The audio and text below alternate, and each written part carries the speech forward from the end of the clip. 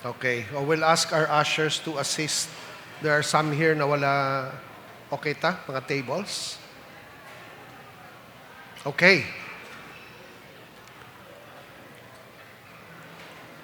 Can we open our Bibles, brethren, to 2 Corinthians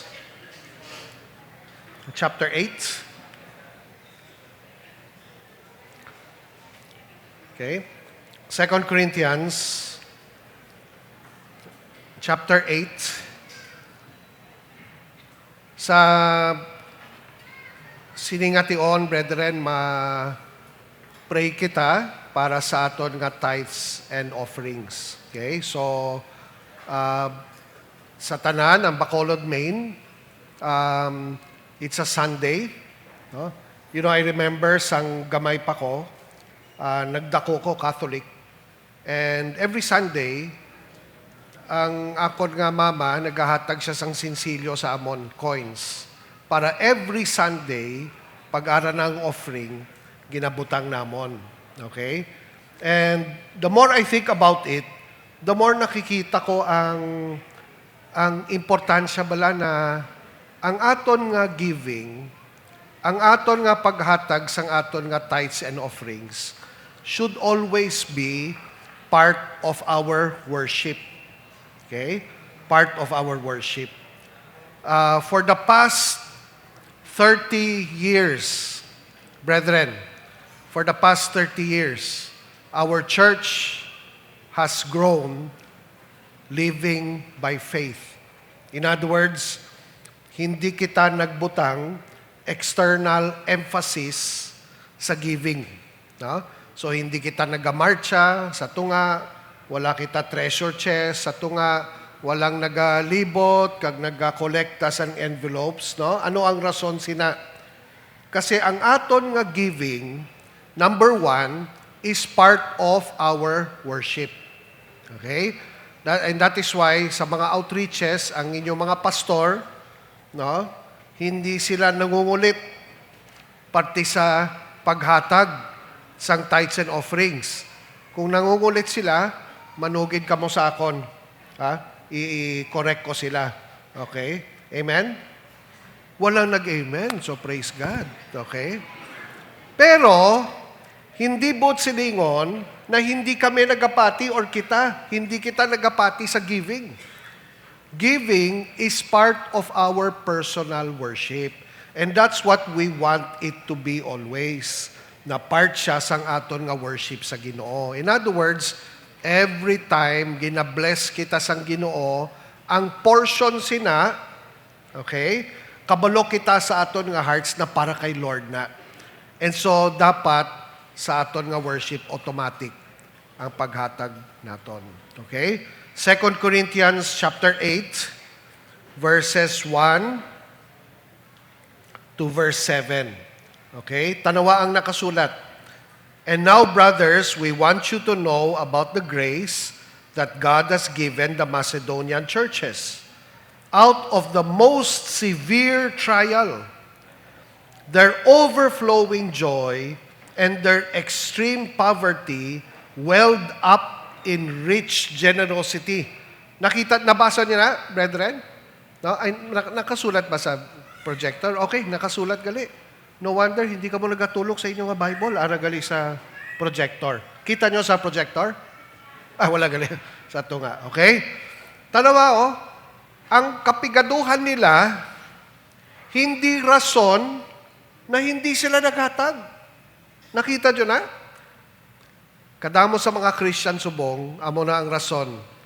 Ay, kapigado, Lord, kabudlay sang kabuhi, gamay lang ang sweldo, Lord, so hindi ako mahatag. Pero hindi. Kasi ang portion, no, sang aton blessing, dapat ginabalik naton kay Lord. Okay? Dapat ginabalik naton kay Lord. So, amo ng Macedonian church. Tanawang verse 3.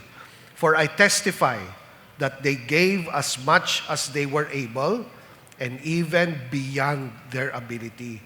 Entirely on their own, they urgently pleaded with us for the privilege of sharing in this service to the saints. And they did not do as we expected, but they gave themselves first to the Lord and then to us in keeping with God's will. So we urge Titus, since he had earlier made a beginning, to bring also to completion this act of grace on your part. Verse 7, but just as you excel in everything, in faith, in speech, in knowledge, in complete earnestness, and in your love for us, see that you also excel in this grace of giving. So ang aton nga giving, dapat nag-excel man tagali. Kita nyo?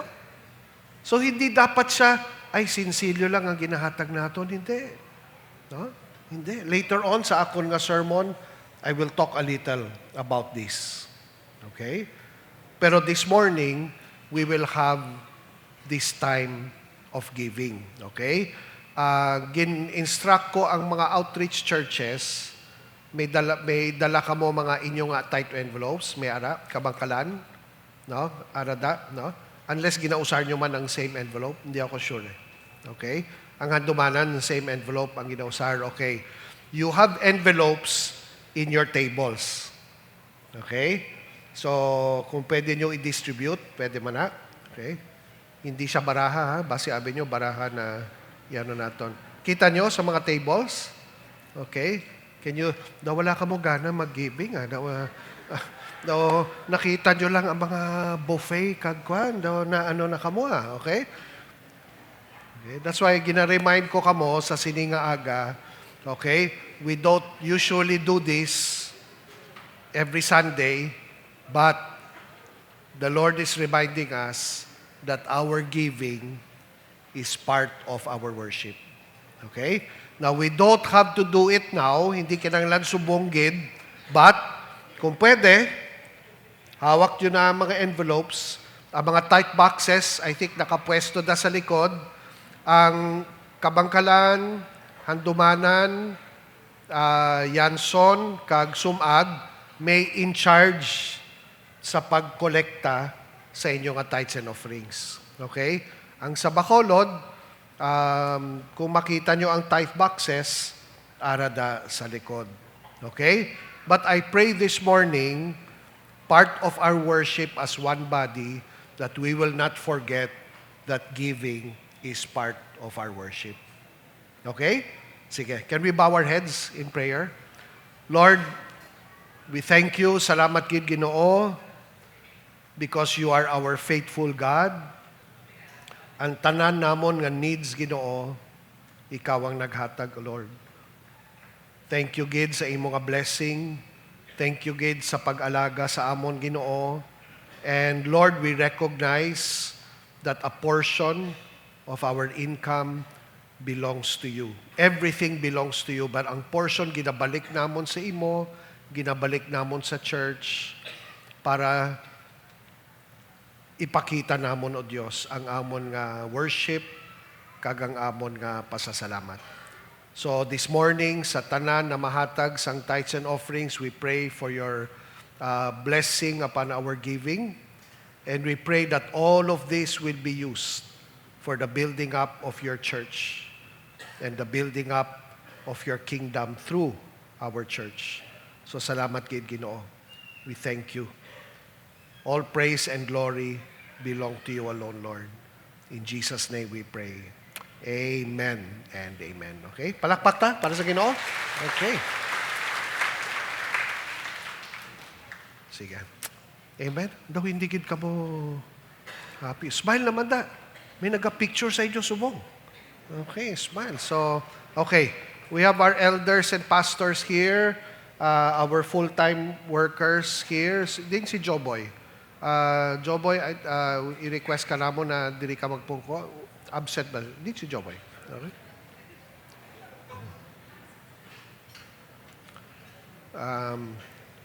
Full-time ministers, din si Melvin. Okay, nasa sound system. Okay. Kompleto na ka mo? Admin board? Okay. Sige. So that the church can recognize you. Okay? Okay. So, brethren, this morning we are celebrating 30 years of the Lord's grace and the Lord's faithfulness upon this ministry that He has begun. So, it was June 30, 1996 na nagsugod ang pinakauna nga worship service sang The Lord's Lampstand Christian Church. Hindi gani ako sure kung may ngalan na kita sang pagtipon. Wala pa. The church with no name. And then later on, naging The Lord's Lampstand Christian Church. Okay? Subong nga aga, ginapa-exercise ako ni Lord. Una-una sa pagsaka sa stage. Medyo kabudlay. Daw kinanglan ko sang bulig na daw senior citizen gid. Pero sige lang, karon may mag-ano sa akon. Ikadua, gina-exercise ang akon nga liog kay grabe, kadamo gali sa aton, no? Amo ni ang The Lord's Lampstand Christian Church ministry all throughout Negros Occidental, no? Grabe, no? Praise God. So, palakpak kita. I cannot remember when was the last time na I've been able to speak sa tanan nga outreaches in one moment. So, i-cherish naton, brethren. I-cherish naton ang ini nga moment that all of us are together in one place. No? So, Bacolod, Handumanan, Kabangkalan, Sumag, kagang pinaka-youngest outreach naton ang Yanson Church, ang Yanson Outreach. So, praise God, we are here. May isa ka representative kita na halin sa Tapas, Capi, Sister Mads. No? So, praise God, no? Daw kalayo. No?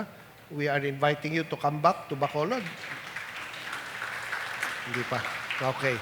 So, although wala kita ministry dito, but she is there and may work man siya sa mga children. Part of our ministry man, although hindi connected sa Lampstand, may ara kita ginasupport nga church ni Brother Noel kag Sister Jo Paklian sa Agusan del Sur, sa San Francisco. Grabe, no? Daw himon ko, international ang Lampstand, pero hindi San Francisco, California. San Francisco, Agusan del Sur. So we support them in a small way, pero hindi siya part sang Lampstand, pero thankful man kami na may ginasuportahan tabis kan gamay lang nga ministry dito. Okay? So far, this has been how the Lord has grown the ministry. So nagsugod siya sa Bacolod. For a while, may ara kita Cadiz, pero hindi man nagdugay na confirm ni Lord na hindi mag-continue. So ginpasa namon sa iban nga pastor, but they're doing well. I'm still keeping in touch with them. Pero praise God that we have survived by His grace and by His strength. Okay? We have grown so much and we are still growing. No? Grabe gid ang changes na nagatapos sa aton subong. This morning, gusto ko officially, no, in a sense, na i-share sa inyo ang bag-o nga nag-revamp jutay sa aton nga eldership, sa aton nga leadership sa church. Okay? So, seated here sa sitting table, these are the elders of the Lord's Lampstand Christian Church as a whole, no? As a whole. So we have Brother William, no, ang pastor sa Sumag, si Pastor Ramil Aloro, Pastor Sandumanan, okay? Palakpak naman ta, Dumanan. Daw hindi ka kilala ng mga taga-Dumanan, joke lang. Okay? Pastor Hector Maido, palakpak. Okay. Pastor Chris Bahan. Oh, grabe. Brother Mike Mangasser sa Bacolod. And si Richard, Brother Richard, youth pastor for now. Okay, so sila ang board of elders of the whole Lampstand. So all the concerns, all the decisions no, all the inquiries para sa bilog na lampstand, kami, upod ko syempre, no, kami ang elders ng church. Very soon, I think starting July, we are going to have a regular summit. So we're going to start discussing already ang aton mga teachings, ang aton mga doctrinal stands, ang aton nga ministry approaches. Kaya ang gusto nato matabo is ang tanan nga churches, ang tanan nga outreaches, we are united in our understanding. No? So hindi na tama kanya-kanya. Okay? Parehas ang natabo sa andumanan. Hindi kami kabalo. Kamogali ang pinakauna nagka mga wireless, kag mga kung ano. Kaya hindi kami nagsugot. Amen. So, dapat united kita. So, ang dason nga sound system, kamo ang show. Joke lang. So, joke lang na, no? Pero praise God na, so amo nang matabo, no? And I will share a little about the importance of this eldership this morning, okay? So, salamat gid, fellow elders, ang atong nga Board of Elders sang Lampstand, the Lord's Lampstand Christian Church. Sa Bacolod, gusto ko lang ipakilala ang mga full-time ministers naton na full-time sa work. So, si Brother Larry, isa sa mga orig, kag isa sa mga senior.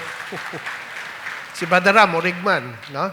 From the start, upod ko, no? Si Brother Lars, Sir Juvie, full-time lady minister. Brother Melvin Maghari,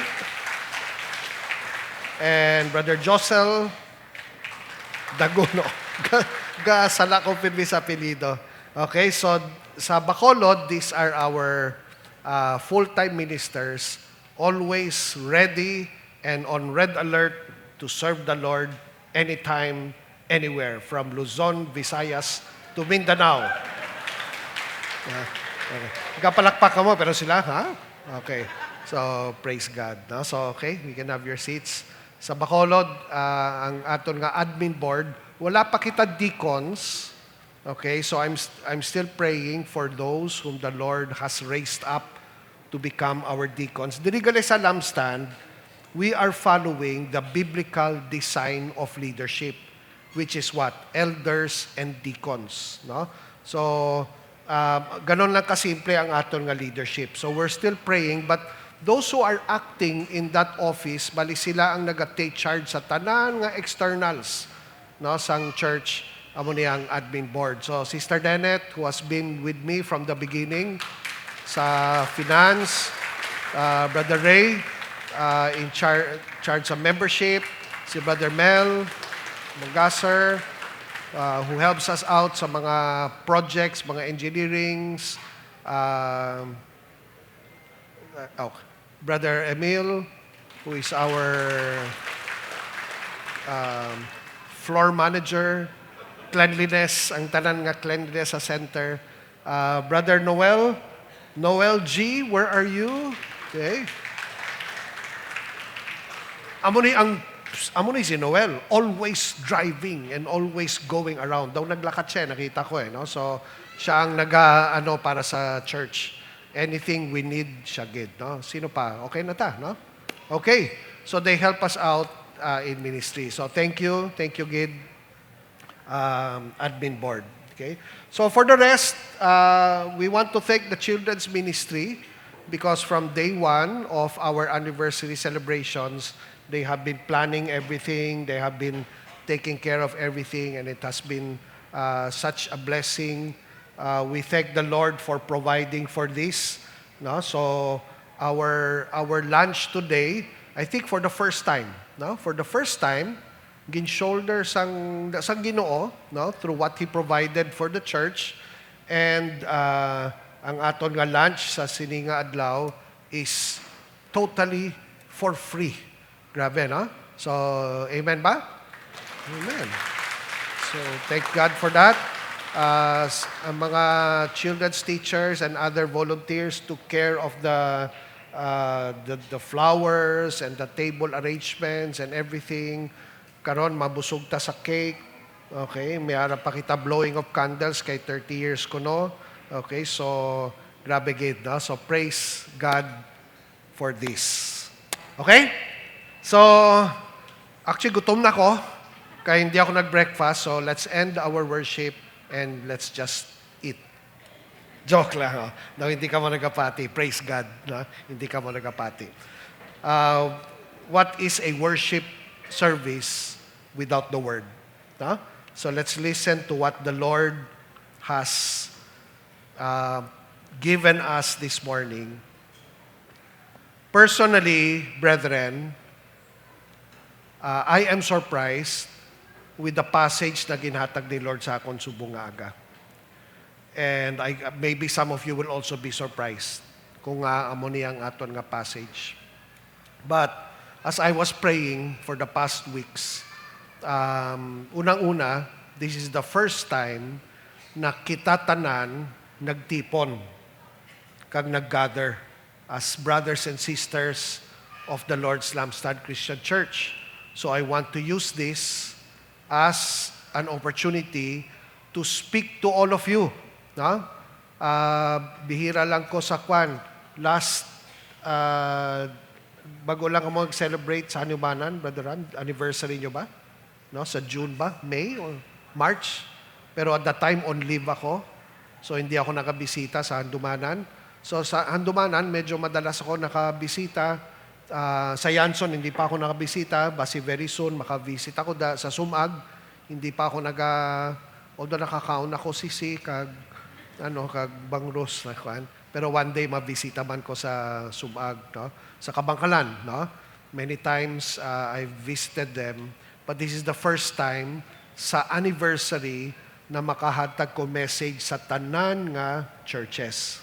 Secondly, this is the first time that I have these fellow elders listening and gathered together to listen to the message. So when I was praying and asking the Lord kung ano ang mensahe niya para sa inyo, amo ni nga passage ang ginhatag sa akon. And I pray that the Lord will use this to further strengthen our church, no? Our ministry as the church of the Lord. So could you open your Bibles to 2 Timothy chapter 4. Okay? 2 Timothy chapter 4 verses 1 to 5. Do we have the different versions ba of the Bible? Din ang NASB. I'll use the NASB this morning, no? 2 Timothy chapter 4 verses 1 to 5. Okay? Can we all stand as we read God's word? Could we do that? Tindog tatanan.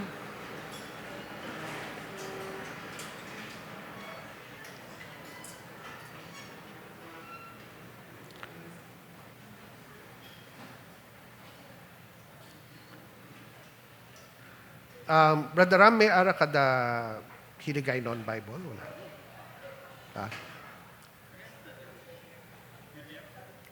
Okay, ipabasa. May wireless mic ba?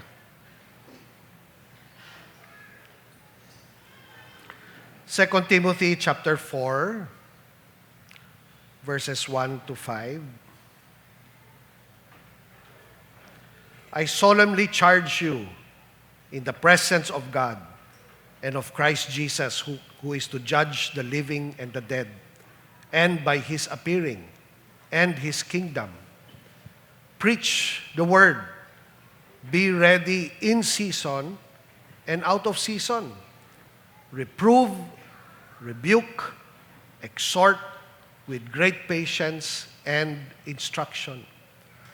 For the time will come when they will not endure sound doctrine, but wanting to have their ears tickled, they will accumulate for themselves teachers in accordance to their own desires, and will turn away their ears from the truth and will turn aside to myths. But you, be sober in all things, endure hardship, do the work of an evangelist, and fulfill your ministry. Okay?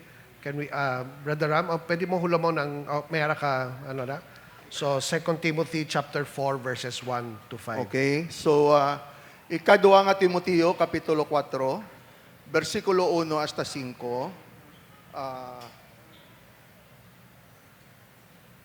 Versikulo 1, gani sa tubangan sang Dios kag ni Kristo Jesus, may ibilin ako sa inyo. Magabalik siya kag magahari, kag magahukom sa tanan nga tao, buhi man o kon patay. Amoy na nga ginabilinan ko ikaw, nga iwali mo ang pulong sang Dios. Magmapisan ka sa pagsugid sa mga tao sa bisan ano nga oras.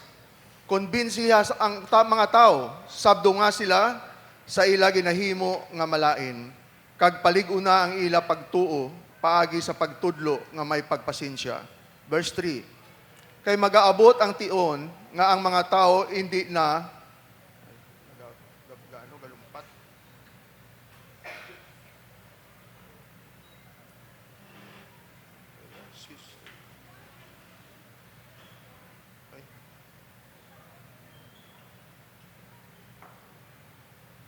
Verse 4, hindi na sila magpamati sa kamatuoran, kundi sa mga pagpanudlo nga himo-himo lang sang mga tao. Verse 5, pero ikaw iya, magpugong ka sang imo kaugalingon sa tanan nga tion, kung mag-abot ang kabudlayan, agwantaha lang, tumana ang imo obligasyon bilang manugwali sang mayong balita, kag himua ang tanan nga ginapahimo sang Dios sa imo. Okay. Sige, ma-pray ta. Can we bow our heads? Lord, salamat gid sa liwat, sa pagtipon sa amon sa sining anniversary Sunday. Salamat gid Ginoo sa 30 years ang imo nga grasya na ginpakita sa amon o Dios. Your grace and your word is the only reason na nakalabot kami 30 years, Ginoo. And today we are gathered as one church as a testimony sa imo ka faithfulness sa amon. Ako, upod si Brother Mike, si Joboy, si Pastor Ram sa Andumanan, si Pastor Hector sa Yanson, si Pastor Chris sa Kabangkalan, si Pastor William, si Brother William sa Sumag. Lord, it is only by your grace that we have continued on and gapadayon kami Ginoo sa imo nga ministry.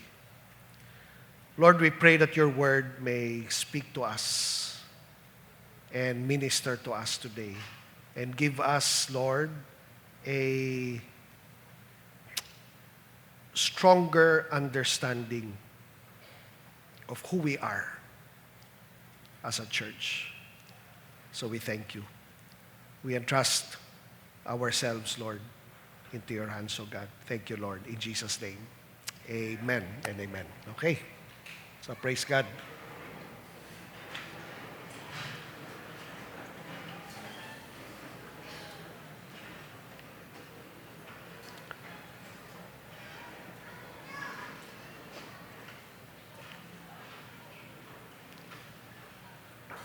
I would like to use this passage of Paul's second letter to Timothy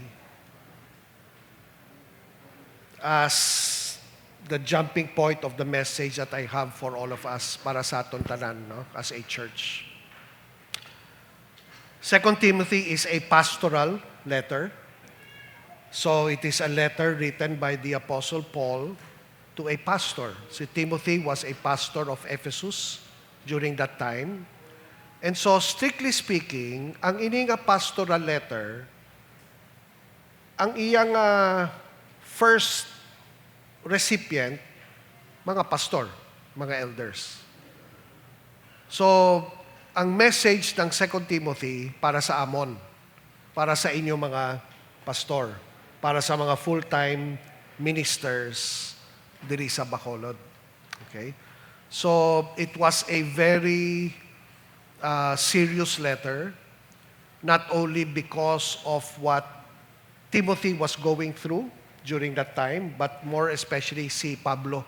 He was in prison, And amo ni ang pinaka-last na sulat na ginsulat ni Pablo antes siya ginpatay para sa iya nga pagka-Kristiyano.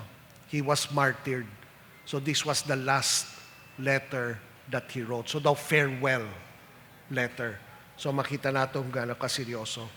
Pero, seryoso man siya kay grabe man ang gina-experience ni Timothy sa Ephesus during this time.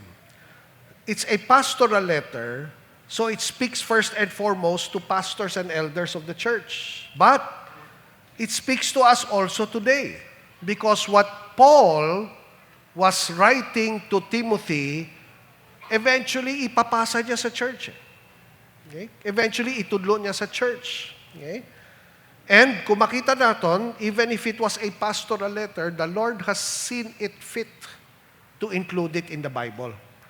So hindi lang pastor ang nagabasa sa 1 Timothy, 2 Timothy, Titus, Philemon or Philemon. Kita tanan, supposed to be, ginabasa naton ang first, second, ang tanan nga pastoral letters, dapat ginabasa naton. Pag ginabasa naton ang mga pastoral letters, ang unang dapat nagasulod sa aton nga paminsaron, ang mga pastor naton. Okay? So, subong, ang chapter 4, sila ang una dapat gasulod sa aton nga mind, sa aton nga paminsaron, na dapat ginasunod nila ni. But, as members of the church, pag ginabasa naton, tas nakita naton, hala, amo ni gali ang command ni Lord sa ila para sa amon. So the next thing we need to think about is, how does this now apply to me as a member of the church? As they obey what the Lord commanded them, what does this mean for us as the church? Okay? And I will share a little about that. Okay? Because ang command or ang charge na ginhatag ni Lord through Paul to Timothy is a charge. It is a command that God has given every pastor whom He has called in His church, in our church. Okay? So ang unang recipient sang sini nga message, kita, kag kamo. Pero ang epekto sini para sa aton, tanan. Our pastors and elders have a calling. We are assuming that. And all of us are recipients of the working of God through that calling. That's why importante na maintindihan natin ini. Pag naintindihan natin ang calling kag responsibilidad sa aton nga mga pastor, maintindihan natin tanan kung gaano kaimportante ang work sang Ginoo sa iglesia. Okay? Maintindihan natin. Kasi kung hindi natin nakuha, if we do not understand or get why the Lord appoints pastors and elders, nga naga-preach kami, nga naga-teach kami, hindi nyo maintindihan ang ministry.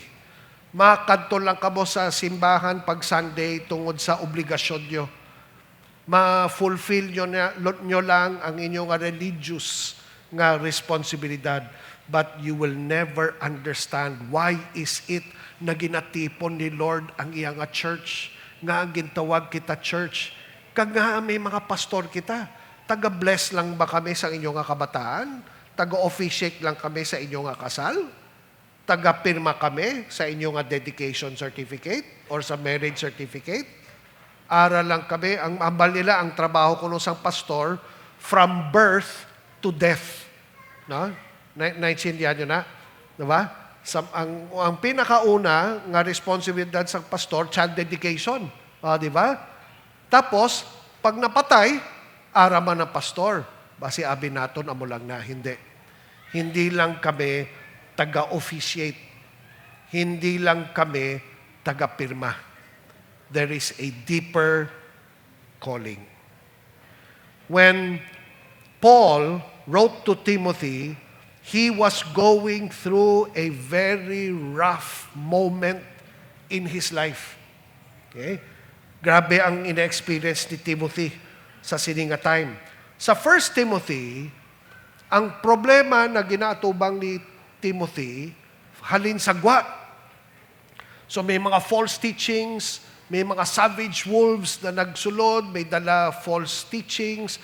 Ang iban nga elders sa Ephesus, nag-false teaching man sila. And that's why sa 1 Timothy, makita nyo, na sa chapter 3, kailangan mag-appoint si Timothy sa mga bagong nga elders.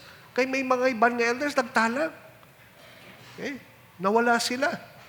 Which was Paul's warning sa Acts chapter 20, that savage wolves will come. Sa 2 Timothy, mas bugat ang problema ni Timothy kay nga hindi nahalin sa gwa ang iya nga problema. Ang problema niya halin na sa sulod. In other words, halin na sa church ang iya nga problema. Okay? And makita naton sa pagsulat ni Pablo, ginausar ni Pablo ang iya nga personal na experience, no? Para maghatag advice kay Timothy, no? Turn with me to chapter 1 verse 15.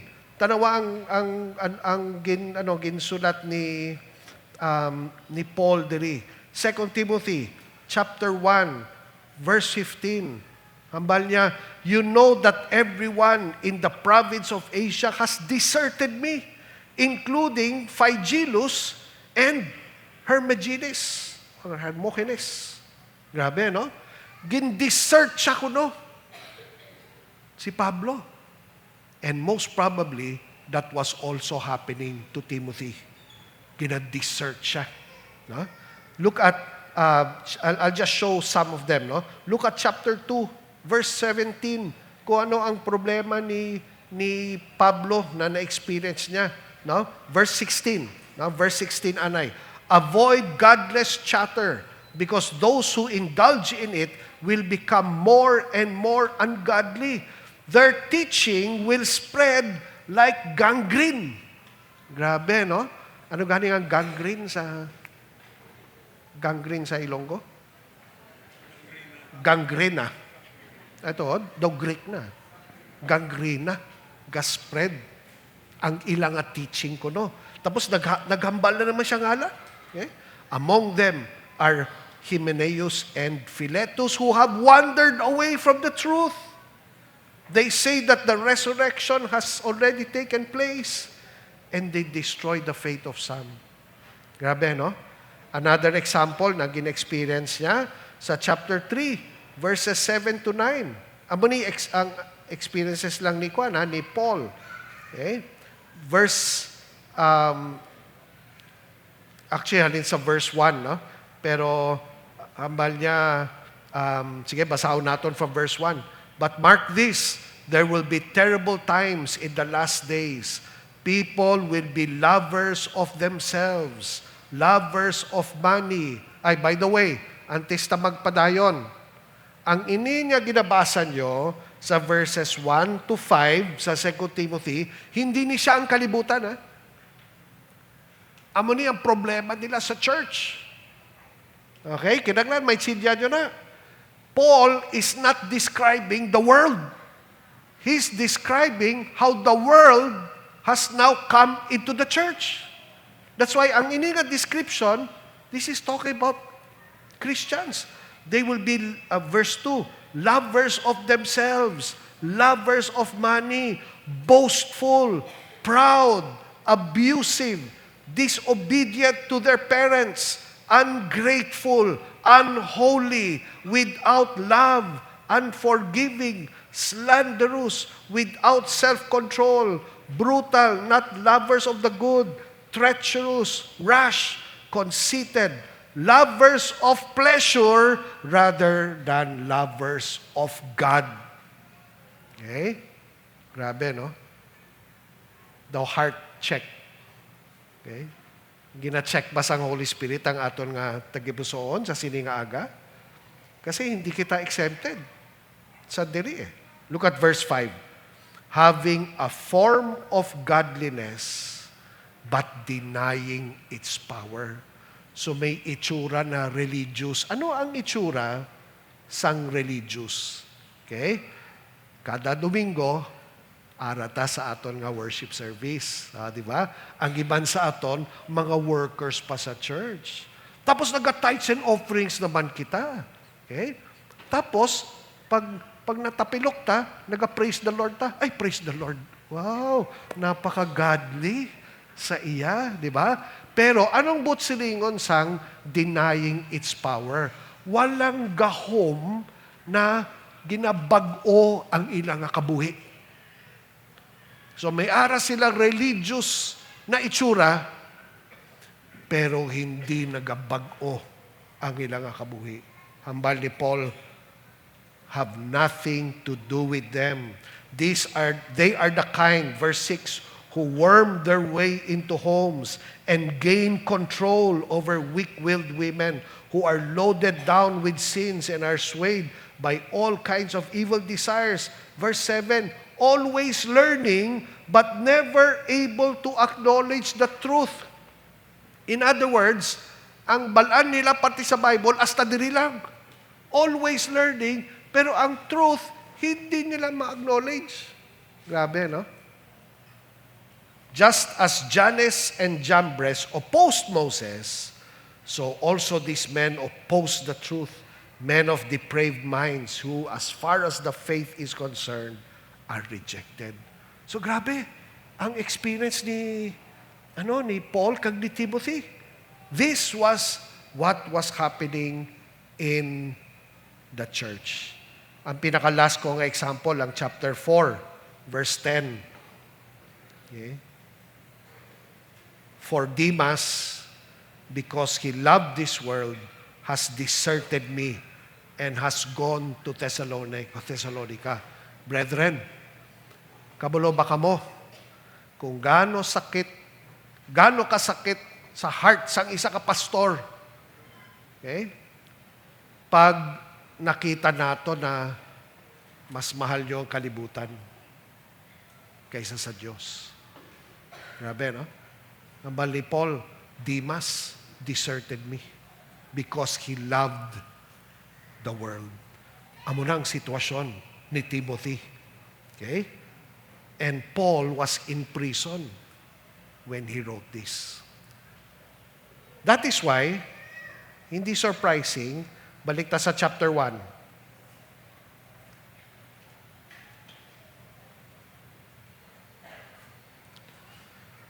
Verse 6 and 7. Pagsugod sang iya nga sulat, ang ginsulat ni Paul kay Timothy was, for this reason, I remind you to fan into flame the gift of God which is in you through the laying on of my hands. For God did not give us a spirit of timidity or of fear, but a spirit of power, of love, and self-discipline. Kinanglan ko paypayan. No, ang kalayo sa iyang heart, but siningon medyo nag-die down siya. So ang bal ni Paul kay Timothy, fan into flame. The gift of God. Okay? Fan into flame. Pinagpe-pray nyo ba ni para sa inyong mga pastor? Okay? Bacolod, Maine, no? Kabalo ka mo na, sang March ba na? March, medyo dugay na gali, no? Sang nag-leave ako, nag 1 month leave ko. Kaya na-burnout ko sa ministry. No? Sang nag-leave ko, hindi ako nag-announce. That's why ang iban sa inyo nagatingala, wala si pastor, no? Isa ka bulan, wala siya. Okay? So hindi ko na-share until later on na lang. Okay? Physically, na-burnout ko sa ministry. Sa damo sang atake, sang kaaway, sa church, to? sa elders, sa mga members, sa mga workers, grabe gid ang toll. Pero eventually, gin-share ko siya, kaya nagpasalamat ko sa inyong prayers. No? Pero saan dumanan? Okay? Ginabantayan nyo ba ang inyong pastor?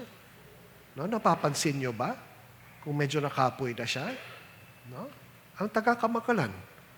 Okay? Siyempre, pagkakilala nyo kay Brother Chris siguro, napaka-pisan. Kung din siya nagkakanto, ginadrive niya ang iyang tatay sa kwan, etc.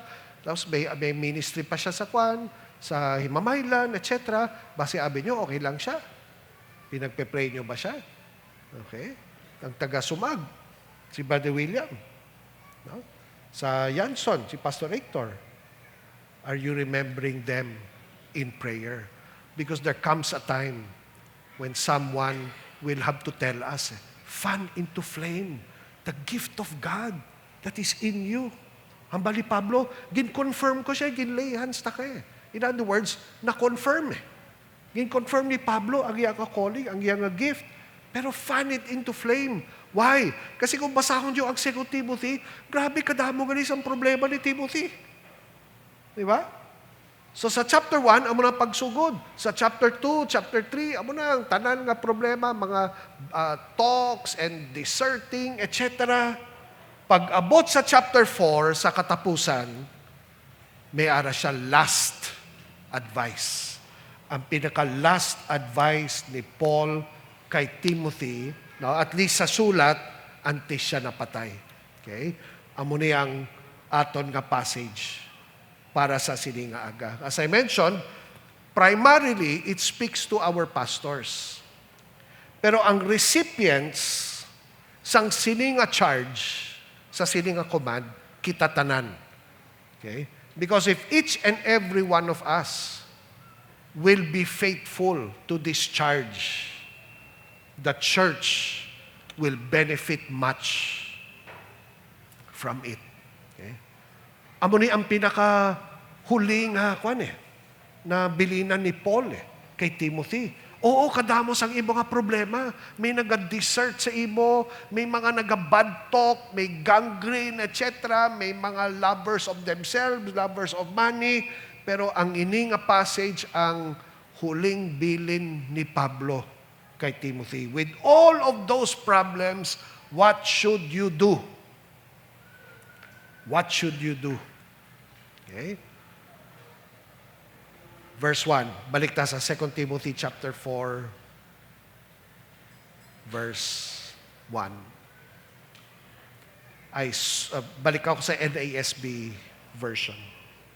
I solemnly charge you in the presence of God and of Christ Jesus, who is to judge the living and the dead, and by His appearing and His kingdom. Verse 2, preach the word.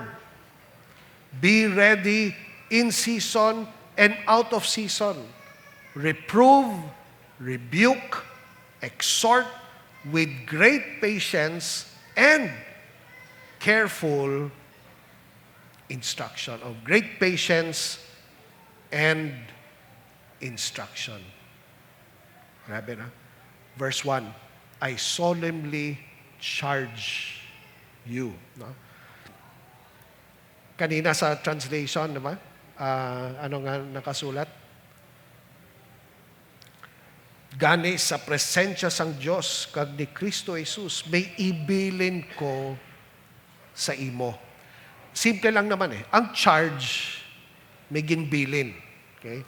Pero ang word na charge, mas bugat kaysa may ibilin ko sa imo. Okay?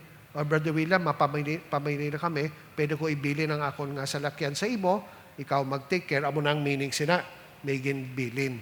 No? Pero ang charge, I charge you, mas bugat siya nga word. Okay? Why? Kasi ang ina nga word, ang charge, actually, literally, command siya. Formal command or instruction emphasizing the authority of the speaker. So, I charge you. Okay? Amo na yung himboon mo. So, may dala authority. Pero ang authority ni Pablo, hindi halin sa iya. Kita nyo? Ang authority ni Pablo, halin sa Diyos. That's why, ang nakasulat sa verse 1, I solemnly charge you in the presence of God and of Christ Jesus, who is to judge the living and the dead, and by His appearing and kingdom. In other words, panghambal ni Paul kay Timothy, hindi siya charge or command na halin sa iya, halin sa Diyos.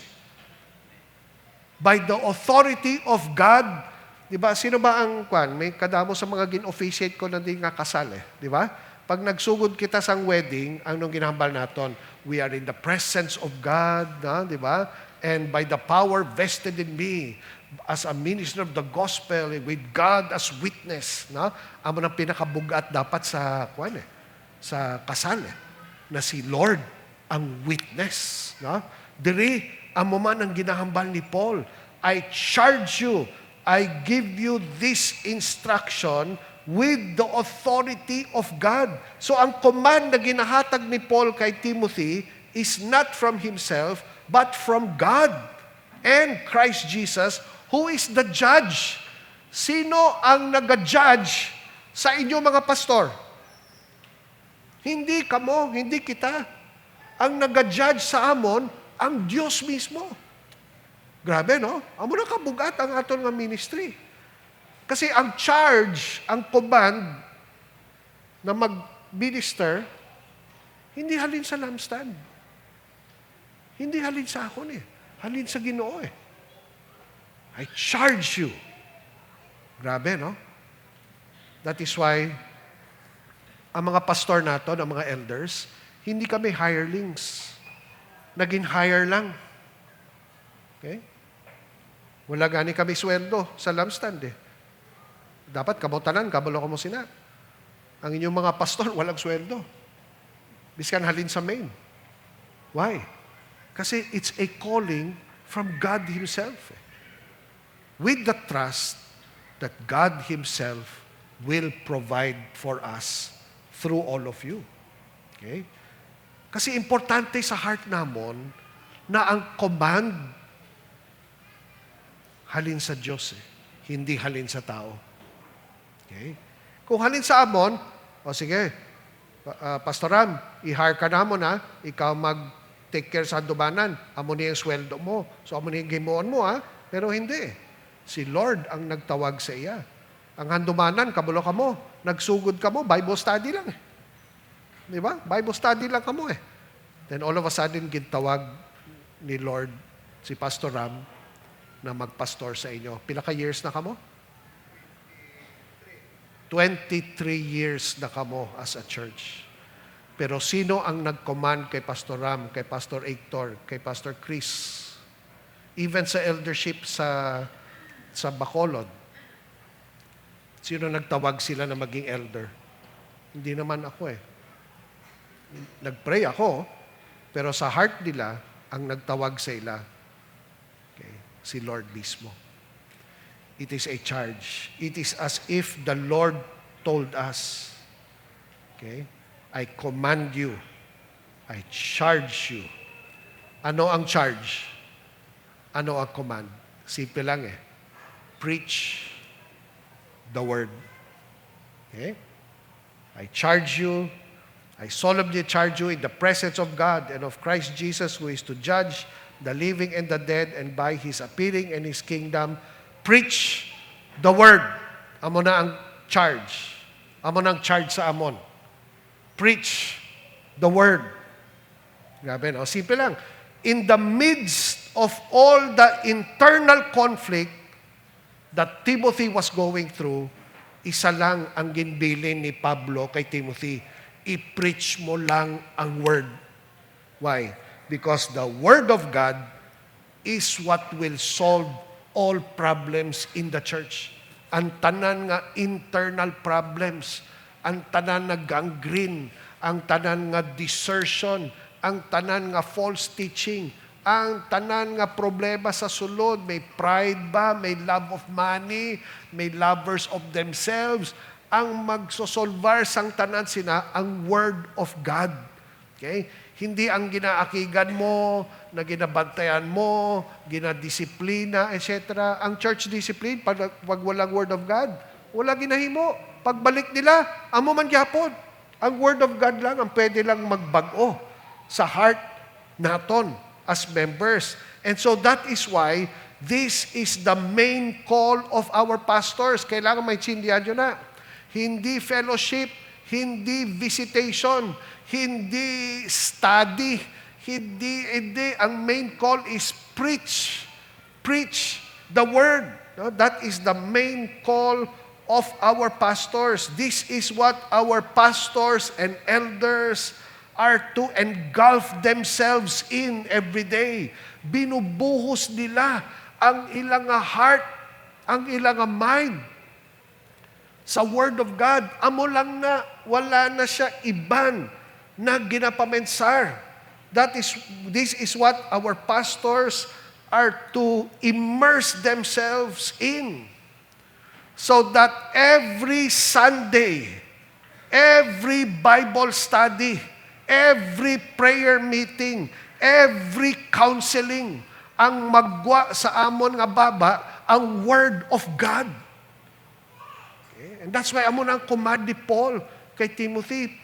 Timothy, sa kadamo-damo sa gina-experience mo, i-preach mo lang ang Word. Of course, para i-preach ang Word, kinanglan mag-study ang pastor. Kinanglan magtuon siya. Kinanglan i-immerse niya ang iya nga kaugalingon sa Word of God. Why? Ano gali ang silingon sang preach? Ang preach, lain siya sa teach. Ang teach, instruction. Okay? Pero ang preaching, ang word na preach is to announce.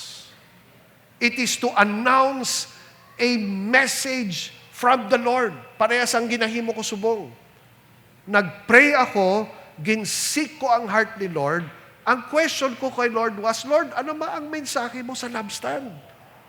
Ano ba ang mensahe mo sa amon? Sa amon tanan as pastors and elders, as full-time ministers, ano ang message mo para sa bilog nga church?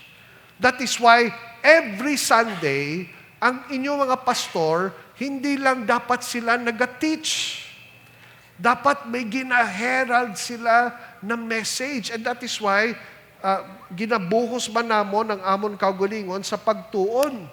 Kag sa amon nga training sa ginatawag namon na expository preaching. Why? Kasi ang training namon sa pagtuon sa expository preaching, ginapangita namon ang heart sang author kag ang heart sang Dios para makita namon ang mensahe ng Dios para sa inyo. That's why ang Sunday, I don't know kung napansin nyo na, ang Sunday, lain siya sa Bible study. Lain siya sa discipleship. Ang Sunday, ang inyong mga pastor, nagatindog sila na daw propeta. Kasi may gina-herald sila, although hindi kami naghahambal, thus saith the Lord, pero amo na, nakita namon sa mensahe. And so we are crying out and saying, Church, amo ni ang mensahe sa Diyos para sa inyo. Grabe, no? Amo na ang charge ni Paul kay Timothy. I charge you in the presence of God and Jesus Christ who will judge the living and the dead. It is the same charge na daw kami ang ginastorya. Kami. We are charged to preach the Word under the authority of Christ, who is going to judge us. He is the judge of the living and the dead. Okay? Grabe, no?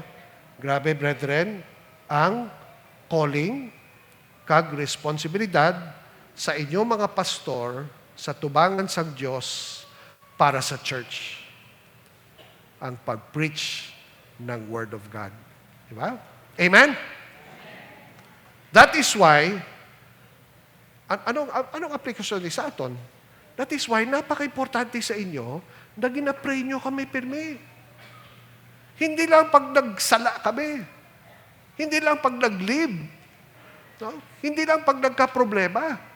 Every day, dapat ginapray nyo ang inyong nga pastor, ang mga elders sang aton nga church. Why? Kasi kung pabayaan namon ang ini nga call, maapektuhan ng church. Maapektuhan ng church. Okay? Kung ma-focus lang ang pastor sa fellowship, sa visitation, pero hindi siya nag-focus sa pag-preach ng word, ang foundation ng church, maapektuhan. Kaya napaka-importante sa inyo na ginapray nyo kami. Because every day, dapat amoni ang nagasulod sa amon nga paminsaron, brethren. Every day, Kada adlaw. Okay?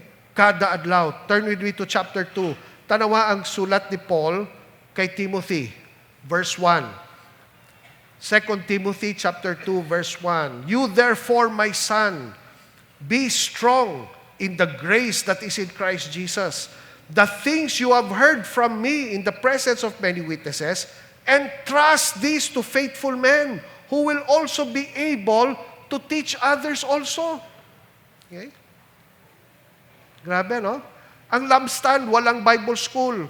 Wala kita seminary. Ang iban, basi nag-Bible school sa iban nga Bible school, pero sa lampstand mismo, wala. Pero paano ka mo gina-train? Ang mga sermon na ginapamatian nyo every Sunday, ang mga Bible study, pag may prayer meeting, nag-share anay ang pastor nyo sa Word of God, ang inatanan, gina-entrust sa inyo ang Word. And we entrust this so that you will be able to teach others also. Diba? Now look at verse 3. Sulat si Paul kay Timothy, suffer hardship with me as a good soldier of Christ Jesus. No soldier, tanawa ang verse 4, amo niya ang dapat ginapray nyo sa inyong mga pastor. No soldier in active service entangles himself in the affairs of everyday life, so that he may please the one who enlisted him as a soldier. Ang tuod nga sundalo, full-time siya na sundalo. Hindi siya sundalo sa aga, tapos, tapos empleyado sa gabi. Hindi. Full-time siya na sundalo. Di ba? Ang pastor dapat amuman. Full-time. Walang iban nga nag-distract sa iya. Walang iban na nagakuha sa iya nga attention. Wala. Pastor ako, dapat nagatuon ko sa Word of God. Dapat adlaw-adlaw, nagapray ko, ginabasa ko ang Word, nagatuon ko. The moment na ma-distract ang pastor, kag ma-lessen ang impact sa Word, anong epekto sa church? Pag ang pastor naging busy sa iban nga lugar sa iya nga kabuhi, tas wala na siya time magtuon, magpreparar, tanawa, basi Friday lang siya nagapreparar para sa Sunday, kay Monday to Thursday, kadamo sa mga ginapamensar niya, mga problema, mga needs ang iya nga pamilya, and that's why ara kamo para malibre ang mga pastor nyo sa pagpamensar sa mga iban nga butang. Dapat ang mga pastor nyo, puro Word of God lang gid, prayer and the Word. Prayer and the Word. Kamo, as the church, hindi nyo lang ginapray ang mga pastor, pero you are making sure na dapat wala na sila mga may burden bala. Dapat wala. Kasi the moment na hindi sila loyal sa ilang enlist sa iya, away na, maapektuhan na ang Word. Maapektuhan na ang Word. Okay? Verse 5, if anyone competes as an athlete, he does not win the prize unless he competes according to the rules. Athlete.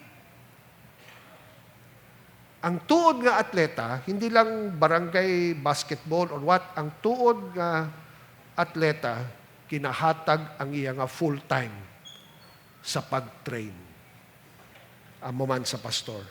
Verse 6, the hard-working farmer ought to be the first to receive his share of the crops. This is what you pray for your pastors.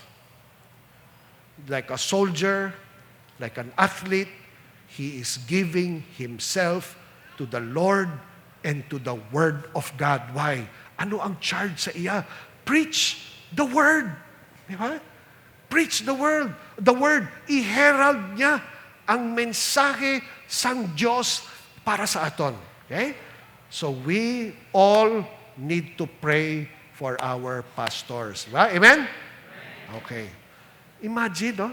Amo lang na ang unod sang amon nga heart, na magwali lang, magtudlo sang Word, Gag-grow kami, nag-learn kami, adlaw-adlaw. Grabe gid, fellowship, nag-fellowship kami, nag-talk kami, pati sa Word of God. Para, pag abot sang Sunday, may ara siyang mensahe na dapat i-preach. Di ba? So imagine. Now, ano ang aplikasyon sini sa inyo? Kung pinagpe-pray nyo ang inyong pastor, okay? Handumanan, Sumag, hindi nang sumag ganin, nalipat ako Sumag, Yanson, Kabangkalan, pinagpe-pray nyo ang inyong pastor. Okay? Monday pa lang, pinagpe-pray nyo na. Lord, tani, sininga Sunday, ihatag mo ang message sa iya. Martes pa lang, Lord, ginabutang mo na sa iyang heart. Di ba, pag amo na ang ginapray nyo, hindi ba dapat excited ka mo para sa Sunday? Di ba? Amen? Oh, di ba dapat? Dapat excited ka mo. Why? Kasi pag abot sa Domingo, may mensahe ang Diyos para sa amon. Oh, di ba? Kaya sa Domingo, temprano pa lang, gabugtaw na kamo. Oh, di ba? Dapat hindi ako malate. Kaya siyempre, masugod sa praise and worship para may hatag ko may halad ko ang worship sa Diyos, ma-prepare ang heart ko na siya ang akon nga focus. Tapos pagtindog sa pastor sa pulpit, excited ka na kaya nga pinag-pray nyo, di ba? Amen? Okay. So next Sunday, wala nang late, ha? Pag hindi nyo pinag-pray at nakita nyo ang punto ko, kung hindi nyo pinagpipray ang inyong mga pastor na, Lord, may they preach the word in season and out of season. Pag hindi nyo pinagpipray, wala ka mo gana sa Sunday. Kaya maaari kami kay religion ma-attend lang ko, di ba? Mamati lang ko. Kung kaysa, di ta nagapamati, di ba? Turn to the Bible, kunyari, may Bible ka sa cellphone, pero sa tudlang, naga-Facebook ka, di ba? Kaya siyempre, wala tagana. Kaya hindi natin ginapakita ang word ni Lord para sa aton. But if you are praying for your pastors, if you're praying, Lord, may they preach the word in season and out of season. Reprove, rebuke, exhort. Lord, amo na ang ginapakita ka, Lord, every Sunday, every Bible study, every discipleship, every time may counseling. Kung amo nang ina-pray nyo, tanawa, malain ang inyong attitude sa Sunday.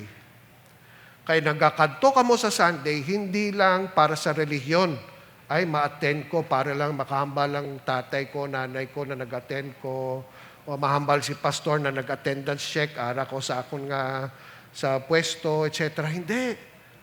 Kung tuod gid na ginapray nyo ang inyong pastor, that they will preach the word in season and out of season, you will look for it every Sunday. Pangitaon nyo gid na.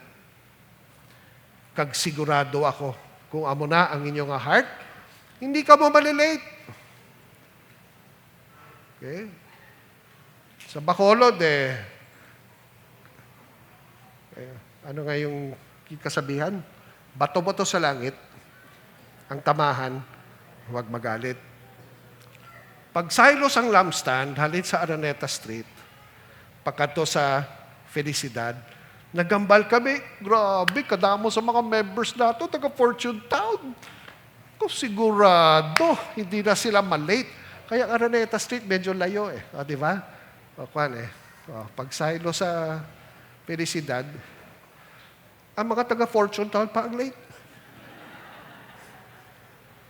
Out of love, we love you. Okay? But we're praying for you. Okay? Pero hindi ang proximity. Di ba? Hindi ang proximity. What is it that makes you excited about Sunday? Ano dapat? Lord, pinag-pray ko Lunes pa lang, pinag-pray ko na Nasa pagtuon sa akon nga pastor, or kung sino man ang matindog sa pulpit, ibutang mo, Lord, ang imo nga message para sa amon. So Sunday, Lord. Sa worship leader, amo man. Kinahanglan, i-pray nyo, ibutang mo, Lord, ang kanta na gusto mo, Lord, ikanta namon. Di ba? So that will make you excited na, Lord. Okay? Kasi amon ang calling sa amon nga pastor. We are expecting it every Sunday. Okay? Medyo Baptist ako subong kasi 3 ka iya ko eh. You are excited, you are expecting, and later on, tanawa, you will emulate. Ang but sila yung sang emulate, ginagaya mo.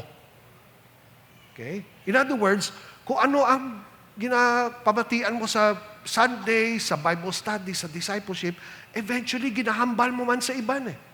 Kasi amo ng Word of God eh. Okay? You're excited, you are expectant, and you are emulating it in your life. Why? Because your pastors are obeying the charge given to them by the Lord Jesus Christ Himself. Ano man ang sitwasyon sa inyong church, may inner problem ba? May persecution ba? May lover of money ba? May lovers of themselves? Ano man ang sitwasyon sa inyong church, ano ang solusyon? Preach the Word. Preach the Word of God. And notice, brethren, ako, ang testimony ko lang sa inyo, 30 years ago, abi ko, kabalon ako mag-expository, abi ko lang. Kaya abi ko ang expository verse by verse lang. Later on, sang nag-benefit ako sa LRI trading, nakita ko, Lord, kulang gali. Okay? Kulang gali. Pero sa una, may pride pa ko. Kaya pag-abot sang team na mag-train, gin-offer ko ang Araneta na gamiton nila libre, pero hindi ako nag-attend. Kaya ang feeling ko, okay na ko. Grabe, no? Until pinakita ni Lord sa ako na hindi, kulang pa. Hasta subong, brethren, I am still learning. I am still learning. And I learn from them and from them. Pero importante sa inyo tanan na ang inyong mga pastor nag-follow sang siniga charge in season and out of season, reprove, okay? Rebuke, exhort. Tapos tanawa ang nakasulat sa ending ng verse 2, with great patience and instruction. Wala da? Nga kinanglan, kami, may great, hindi lang patience ha, great patience kuno. And careful, I think sa NIV, careful instruction. Nga importante na sa amon. Okay? You know why? Tanawang verse 3. For the time will come when they will not endure sound doctrine, but wanting to have their ears tickled, they will accumulate for themselves teachers in accordance to their own desires, and they will turn away their ears from the truth and will turn aside to myths. Okay? Now, ano ang solusyon pag amuni ang matabo sa church? Pwede nyo ba ipakita ang verse 3 and 4? Diba? Kung amuni ang sitwasyon sa aton nga church, the time will come when they will not endure sound doctrine. Sino ba sa inyo, bato-boto sa langit ha, ang tamaan, wag magalit, kaya hindi kami nagstorya, pero sino ba sa inyo, every Sunday, pabalik-balik ka mo, ara na naman, gospel na naman, ara na naman, word of God na naman. Wala bang teaching pati sa Father's Day? Wala bang teaching pati sa Mother's Day? Wala bang teaching pati sa how to be a good employee? Wag puro gospel. Gospel na naman. Gospel na naman. Kaya puro gospel. Hala, delikado. Basi amo na ni kamo. Ang sound doctrine, ang sound teaching, hindi nyo na gusto. Tapos, ang inyong dalunggan, ginatika, ano man tikal sa, kilitik sa Tagalog, eh. No? Amo man, itik. Ginaitik. Di ba? Anong bot siningon sina? Pag ginaitik, ang imong dalungan, ano ang gatabo? Gakadlaw ka. Okay? Amo na ang gusto ko sa Word. Ang gusto ko sa Word of God, ay kanabi, di ba? Kabalo ka mo, gina-correct ako, gina-rebuke ako sang una, I think, admin board ba? No? That's why wala ko mo lunch subong eh. Joke lang. Kasi ang balila, pastor, Hindi ka masyado mag-joke. Kaya nga, kasi after some service, ang nadumduman nila, ang ako nga joke. Oh, which told na? So sabi ko, Lord, hala. Kasi sa aton, mga sinful nga tao, mas gusto naton ang kiliti. Ay, kanamis ang word. Uy, oh, grabe, no? Hindi yung, di ba? Hindi ang mga rebuke, reprove, exhort. Kaya nga, ang bahal ni Pablo, there will come a time, hindi na sila mag-endure, hindi sila magadugay. Mangita sila ibang nga church. Sa di nag-church na may mga simple lang sermon, hindi.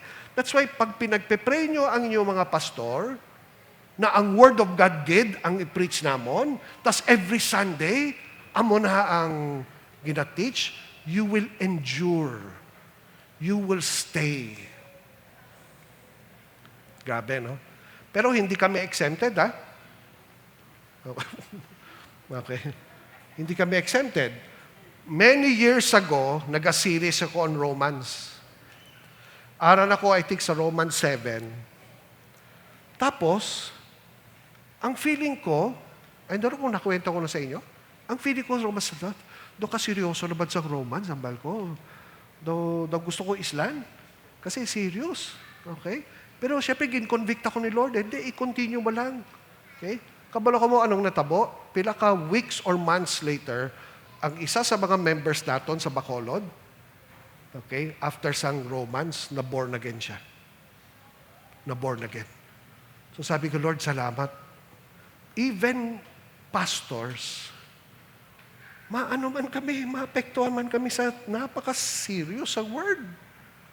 Pero importante siya eh. Di ba?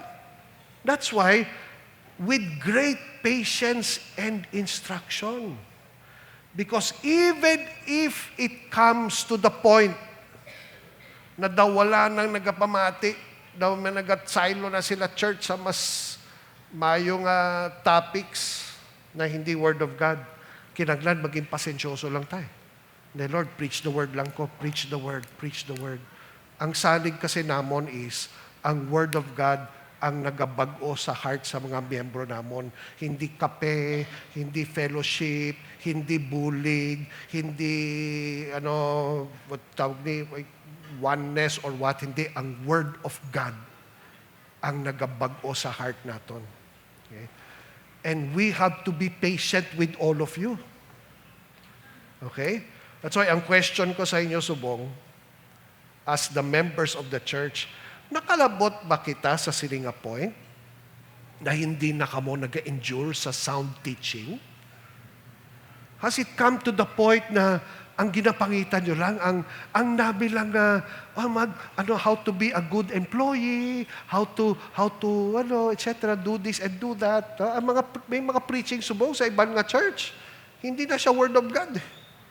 Word of man na. That's why dapat faithful kami sa Word of God. Preach the Word.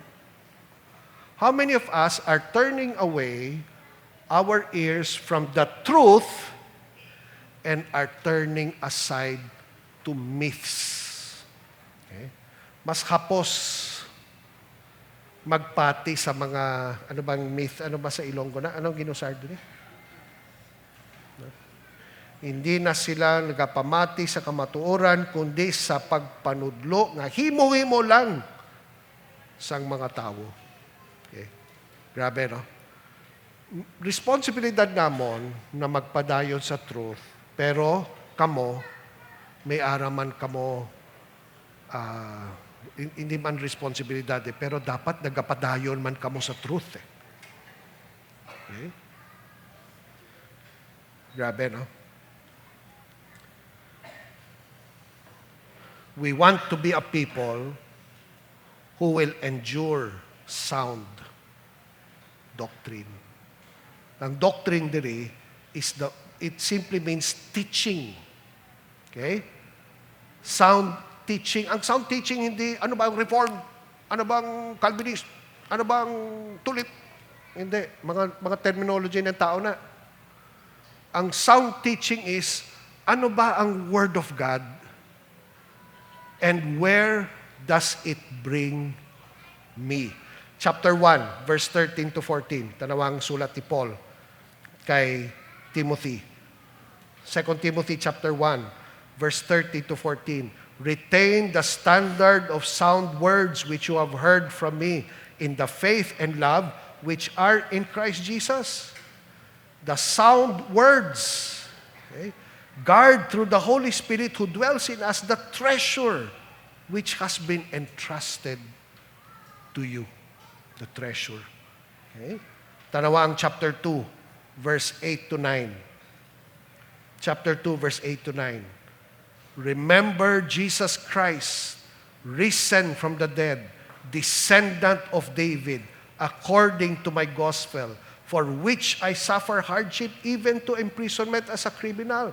But the word of God is not imprisoned. Tanawa, simple lang ang sound doctrine, ang sound teaching ni Pablo. Simple lang eh.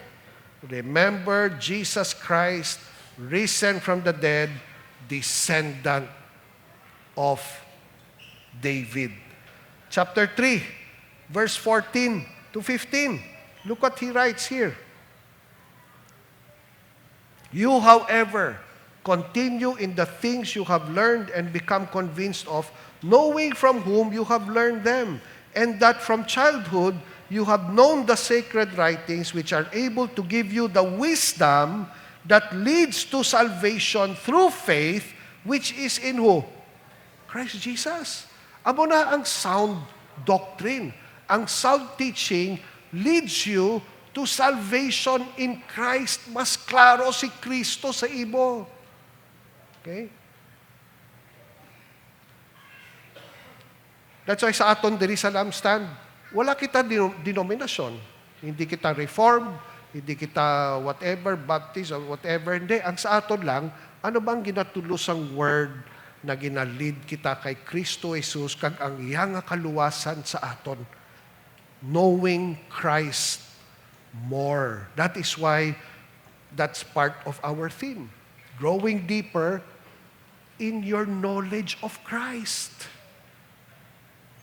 Okay? Kasi importante na sa Kristiyano eh. Importante na makita niya na sa mga pastor nyo. So hindi lang kami nagatudlo lang sang theology. Importante ang theology, pero ang aton nga theology, ginadala kita mas lapit kay Kristo. Kag nagabag-o ang aton nga heart. Okay? Amo na ang sound teachings. And again, that is why we need to pray for our pastors. Kasi kami ang nagdadala ng sound teaching sa inyo. Which eventually, ipasa nyo man sa iban. Okay? So, that's why kinagla mamakot eh. No? Have we reached the point na, ay, ari na naman, gospel na naman. Di kabalo ka mo ang gospel, abi nyo, napakasimple lang. Hindi. It is so deep na hindi gid naton maintindihan. Okay? Look at verse 5. But you, be sober in all things. Grabe, na-delay ang watch ko. 11:15 pa lang kami. Dapat walang emotion, dapat walang iban na nagasulod sa amon nga mind except ang Word of God. Endure hardship. Kadamo sa mga pastor kag ministers, pag hardship na, nag-give up na. Do the work of an evangelist. Fulfill your ministry. Okay? Now, last point. Kasi may araman kita, ay, hindi ka din nakasulat. Growing deep, ay, hindi really. Lapad naman, no? Kita niya. Growing deeper. Knowing Christ. Loving the church. Okay? Amo niya ang last point ko na. Last point. Tuod ba ng pagnagamba ng pastor? Last point. Excited kita? Amen. Okay. Praise. Grabe, nabibless ako sa inyo. Din ang church, diri sa 2 Timothy. Kasi pastoral letter siya. Where is the church? Okay? Loving the church. Look at verse 9.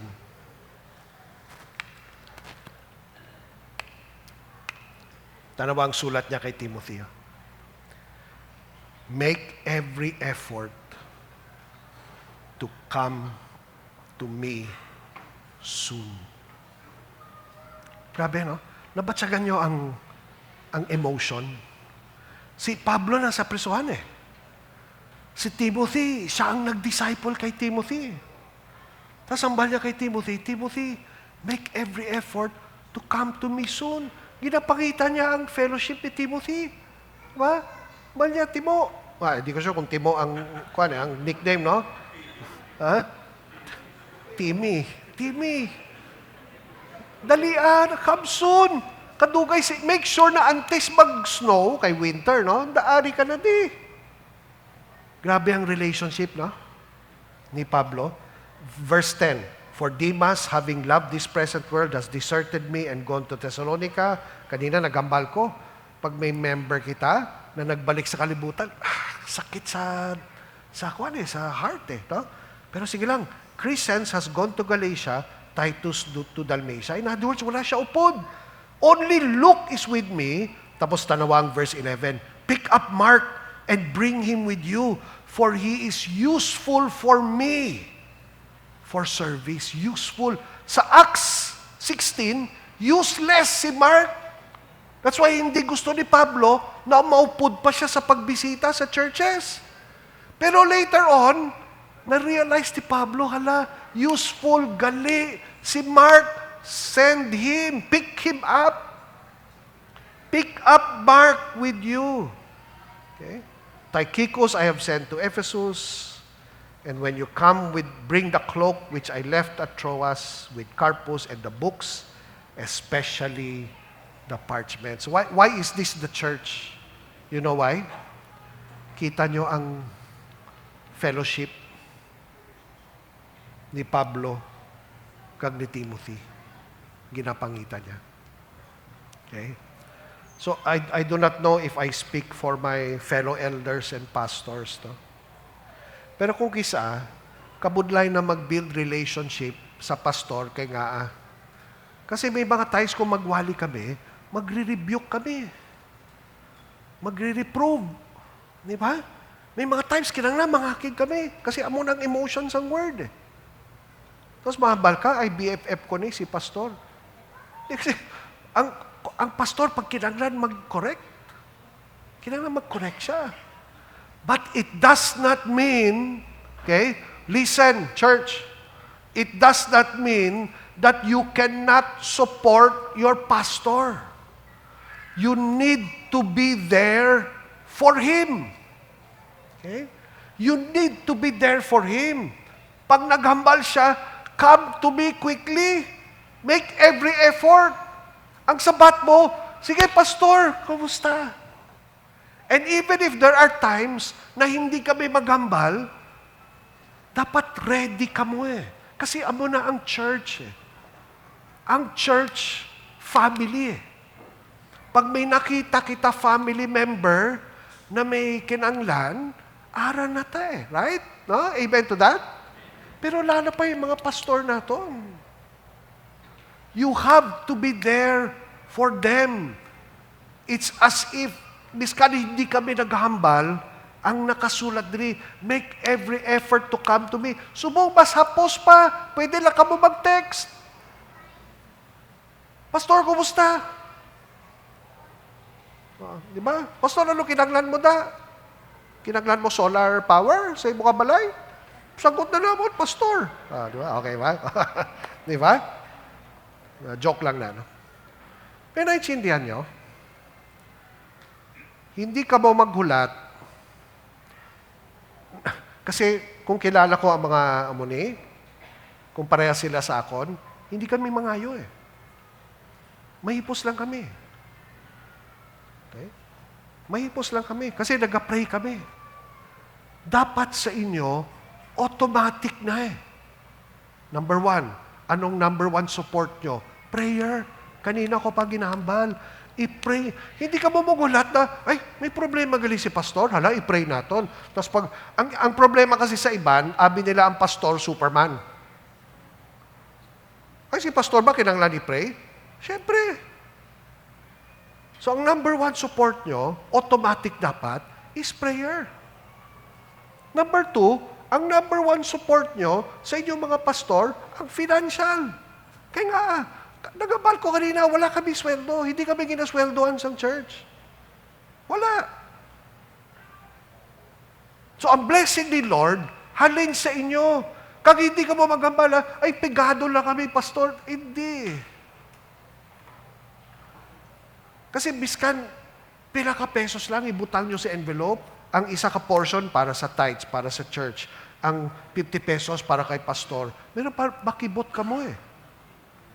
Kung paano magamit ni Lord ang ina nga 50 pesos o 20 pesos sa pag-supply sa needs sa inyong mga pastor. Makibot ka mo eh. Dapat automatic siya eh. Why? Make every effort to come to me soon. Materially, kabulo ko. Ang iban sa inyo, ang pag-bless sa inyo, mga pastor, material. Naghahatag ka mo prutas, gahatag ka mo whatever, medyas sa Father's Day. O, di ba? Amo na, mga material things. Always be there for your pastors and elders. Always be there for them. Why? Kasi amo na ang church. Kag hindi lang kami. Ang isa kag isa, each one of us. Always be there for one another. That's what the church is all about.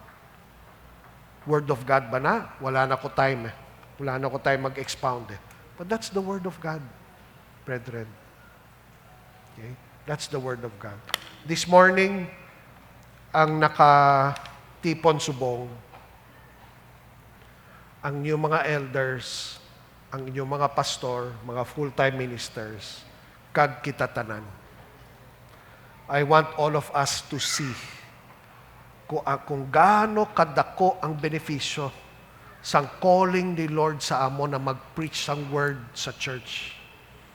Kung gaano ka beneficial sa aton tanan, kag kung gaano ka importante ang aton nga relationship sa isa kag isa. I pray na kita sa lampstand, mag-grow kita sa sinanga area. Naka 30 years na kita eh. Naka 23 years na ang handubanan. Okay, kabangkalan, 30 plus man ka mo eh, di ba? I mean, apart from lampstand. Pero that's how we should grow. Okay, so may reflection questions man kita. Ang muna sa Bacolod Main, pag nagambal ko, reflect on questions. Okay, lapitan na po puli. Okay. I hope naitsindihan nyo. Hindi ako magaling maghimo, pero as we recognize the calling of our pastors, nadulang notes ko eh, to preach the word. Do we look forward to this every Sunday or every Bible study? How does this change our attitude towards attendance every Sunday or in our Bible studies? Okay? So, aman ang Ilonggo translation. Second, in our desire to grow deeper in our knowledge of Christ, do we have a heart that endures the sound teachings of the Word of God? Or are we sometimes tempted to seek teachings that tickle our ears? Third, as Paul said to Timothy, make every effort to come to me soon. How does this strengthen our role as supporters of our pastors and elders? Will we be there for our pastors and elders in prayer and other means? Okay? Sige, let's pray. Lord, I pray na ang ininga mensahe, kagang imo nga word, nakahatag gid wisdom, kag strength sa amo na magpadayon as a church, Lord. May our pastors and elders seriously consider the charge that they have been given to preach the word. May we pray for them always. And may we see, tani makita namon Ginoo ang benefits sang sini nga call na nagagrow kami sa word, na ang tanan nga sitwasyon, ang word of God, Lord, ang gasolvar sa tanan nga problema. And may we learn to love and support one another, love and support our pastors, Lord, to take care of them. Thank you, Father. Thank you, Lord. Thank you for a day of worship. And we pray, Lord, na sa pag-celebrate namon, padayon, Lord, ang pag-enjoy namon sa imong grasya. Thank you, Lord. Thank you, Lord. All praise and glory belong to you alone. In Jesus' name we pray. Amen. Let's bless the Lord.